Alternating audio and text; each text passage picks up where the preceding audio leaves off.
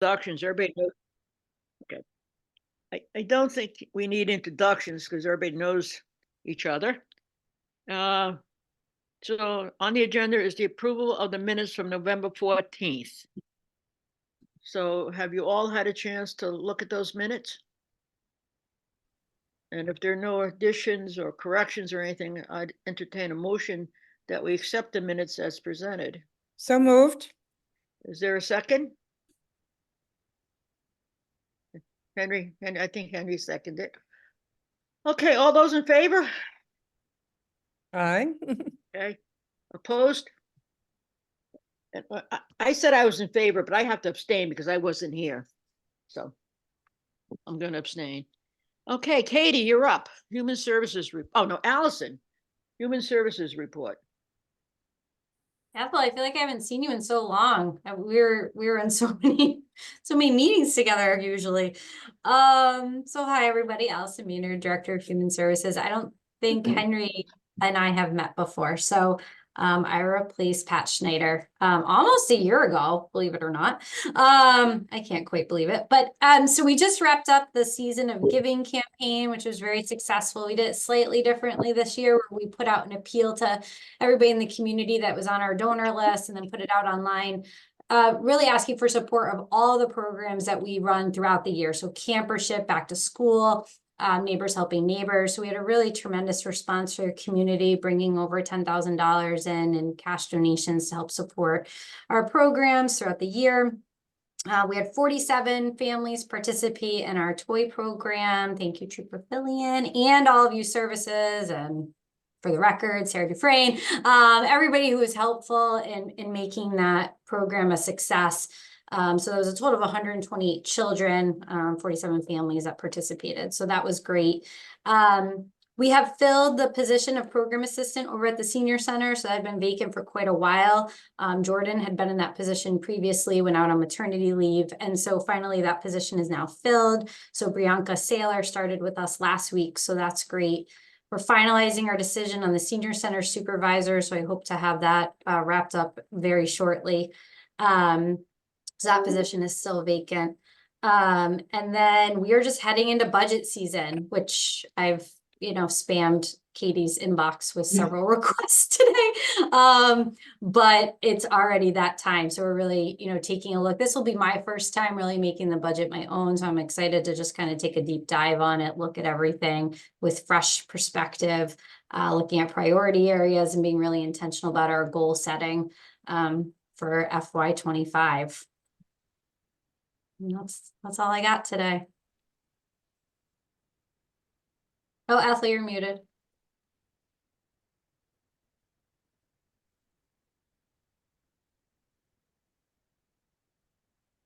Good. Okay, sorry There about you that. go. There you go. Alrighty. So Katie, would you like to do your report? Sure.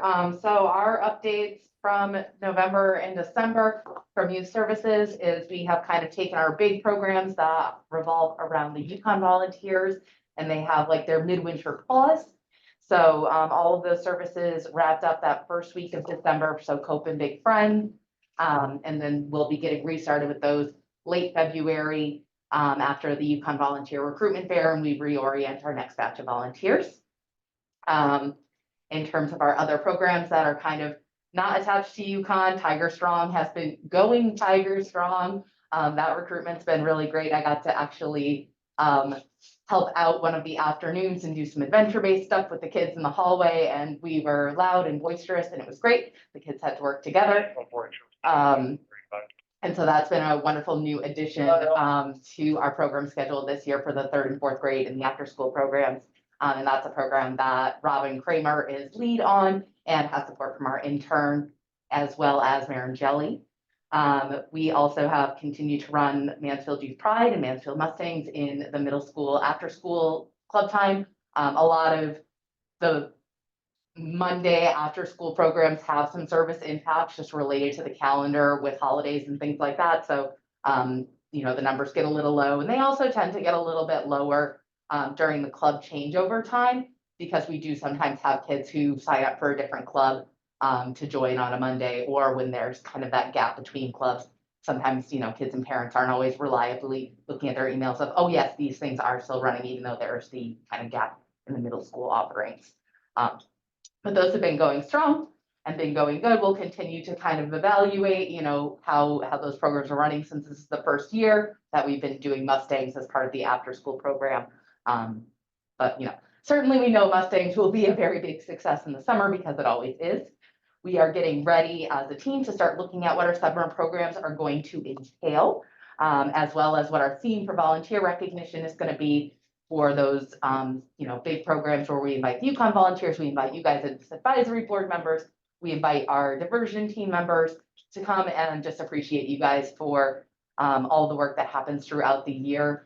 So I believe we have officially scheduled a calendar date for that, and I will pull it up so I don't get it wrong. But once we have our cute, really adorable theme that we're gonna go way too hard into, like we always do, you guys will be getting invitations and save the dates, because we do love to be able to celebrate all the work that you do. I think we are officially on the calendar for Wednesday, April 24th, for that volunteer recognition banquet at the Mansfield Senior Center, and that'll be at 5:30 in the evening. So mark your calendars for that. And then in terms of JRB updates, the restorative diversion team updates, we have, I don't want to get it wrong because my brain is a little bit still in fog mode, but we did not have any restorative circles in November, just because we didn't have any referrals for that early week and then have the Thanksgiving holiday. We did hold 2 circles in December with a new referral and a successful closure. And we have 2 new referrals that we'll be seeing this week in circle. So that program has been going really well. We've got a nice stream of referrals that come in from both EO Smith as well as from Trooper Fillion, especially. She sends lots of good kiddos our way, and we work with them in really nice ways. We've been getting a lot of really nice feedback from families who are participating in that. So we'll kind of continue to see how that all goes and grows. Ethel. Yeah, Katie, what kind of referrals are they for? What kind of crimes? So I'm just popping up to turn the heater off because I think we're about to cook. But I would say that we have about a 50-50 split in referral between THC possession of individuals under the age of 21, and then kind of a mix of disorderly conduct, breach of peace type offenses, which I don't know that I would actually be able to differentiate between how those charges work, but they tend to be around, I would say, youth mischief and bad decisions. Yeah. Yeah, so breach of peace and disorderly, those are kind of for certain incidences where we can't charge them with something else, and it does qualify, that's what we're gonna charge them with, versus the alternative, which might be even more severe. That's just based on the discretion of the situation, everything that's involved. And then we can work with them otherwise, but all of the information is in the report, so when they do make it to their diversion and they do work with with their respective counselors, that information is there, so it's being taken care of. Okay, thank you. This has been, I guess at this point, a full calendar year since the state of Connecticut switched over in their judiciary system to a risk-based diversion model. We have not got any referrals through that. So just a refresher on what that is, since it was probably about a year since I last talked about it, is if there are any referrals that end up with the probation and the court system that for whatever reason don't come through us, what they do is they do a risk assessment scale, and if a youth is high risk, they take the case in through their front door. But if they determine that the risk to the youth of reoffense is low, then they reach out to the youth service bureaus for the associated town to ask the youth service bureau to accept that referral rather than have it go through court. So, a lot of YSBs had been really kind of unsure of if that was going to substantially increase the level of referrals that they were going to see. For us, we have not received one. So I think that tells us that we're doing a pretty good job of doing those referrals early on in community and being able to serve the youth who need to be served through that. Certainly, we know there are some youth who might get arrested and have a charge, and if we're not getting that referral back, it does mean that they would have met kind of the level of screening of risk base that the courts did accept it, which is good because that's what we want. We want to be able to do that best fit delivery of service to make the most meaningful impact. Probation has been doing risk assessments since, I would say, the early 90s when I was working for them, so that's nothing new. But now Changed it. They did change it, specifically last year. They implemented some new measures, that they're using to screen kids in or screen kids out. And that's actually an effort to screen more kids out back to the YSBs rather than take more kids in court. Good. So, Good. but that also means that, the court system is valuing the work that YSBs are doing with diversion and kind of saying, hey, we trust you guys enough to do something meaningful with these kiddos so that we don't see them again. That was a lot of really data-driven decision-making that was in collaboration, with the state court system as well as the JJPOC liaison that we have as the Connecticut Youth Services Association, Erica Bromley, and the work that she does up at Capitol Hill, which we appreciate. I think those are kind of our biggest points of what we've been up to. And thinking about where we're going to get up to, which is always exciting. We do officially have our calendar date with the Downtown Partnership for the 2024 Celebrate Pride event. So that's going to be Friday, June 7th. We are going to be showing The Prom, which is a Netflix movie that we have permission from them to do the screening of. So we're really excited to have that on the calendar and ready to kind of start taking shape around the planning.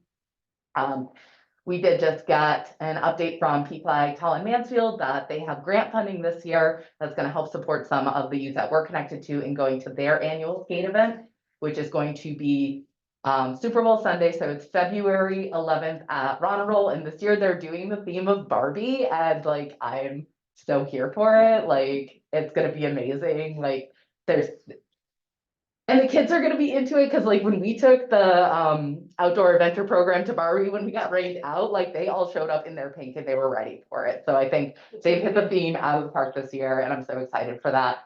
So we'll be helping connect our kids to that additional support. And then, like I said, we're going to be starting our summer planning. We actually had intended to have a meeting on it yesterday, but I was out sick because that's just what happens in the world now. But we've got lots of good time to get that in place and in motion. One of the things that we are looking at doing is considering some of the funding that we've had for a while in YSB that has been donated for positive youth development, but we haven't needed to kind of tap into for any of our programs at this point, just because we've been pretty well funded with our Youth Service Bureau Enhancement Grant, is looking at awarding a series of mini grants to youth in the community through an application process for a service-based learning project that they would send in an application for. So we'll be looking as a team on kind of how we're going to put that application together, how we're going to review them, and how we're going to do some of those awards so that that funding can be spaced out through a series of years in a really meaningful way that engages youth and still gives back to the community. So we're going to be kind of looking into that. I'm going to reach out to some friends that I have at the East Hartford Youth Service Bureau who have done similar implementation. So there's a model that exists for it, and we are going to borrow it because that is the beauty of youth services, where no one has to recreate the wheel because we're all good friends. And then, oh, my brain. Like, I know there's one other thing. Oh yeah, other things that are coming up, big and exciting things. We are in the process of finalizing the groups that we're going to be starting with E.O. Smith High School. So we had a great meeting with their admin team last week to get our process in place to start up the smart recovery groups that we're going to be running. We have all of our staff in the process or have already completed getting trained in the smart recovery facilitator model. So that'll be a service we'll be able to start offering at E.O. Smith during lunch waves. And we're kind of doing this one setup group to start to find our process and to find our flow that works with that new engagement and that new model, and then we'll go from there. So lots of exciting things. Good. Does anybody have any questions of Katie? Okay, next on the agenda is on the old business sector reports. Does anybody have anything to report? Any trends or things that you guys are hearing from youth, from families, things that you're seeing in the work that you're doing in the community that would be helpful for us to know? Bullying. Is one. It's still a really big one that's kind of flying under the radar because the youth don't really want to talk about it. And kind of not knowing where to go or who to go to, because they don't want to go to their parents. Bullying. Yeah, sorry, I'll talk louder. I missed the point. So it's bullying, and kind of how the youth, from what I can, my understanding as an adult is that how we as adults are defining bullying and how the school system defines bullying doesn't correlate with how youth are defining bullying. So I feel like it's a larger conversation that needs to be had. Something that I want to work on as a whole is having kind of like that community conversation type style conversation with youth and with families to kind of see where the differentiation is so that I can bring it back to the schools and be like, this is kind of what we're hearing, this is what they're saying, and kind of have them work together to kind of help define it. And from the parent side, it's been a lot like getting their kids to school has been an issue, which also stems from, it goes back to the kids feel like they're being bullied. So it's just a vicious circle. Anybody else have anything to report? Okay, I guess we'll move along then. New business, is there any new business anybody has, or Katie? I think I put my new business in the old business. Whoops. Okay. Nobody else has any either then. Okay, good. Well, is there anything else anybody wants to talk about before we adjourn? So I do, Okay, so go I ahead. don't know if Sergeant Merrill had mentioned this at all. He said he was gonna address it with the town. I'm not sure if he had, but he's, extinguishing my position.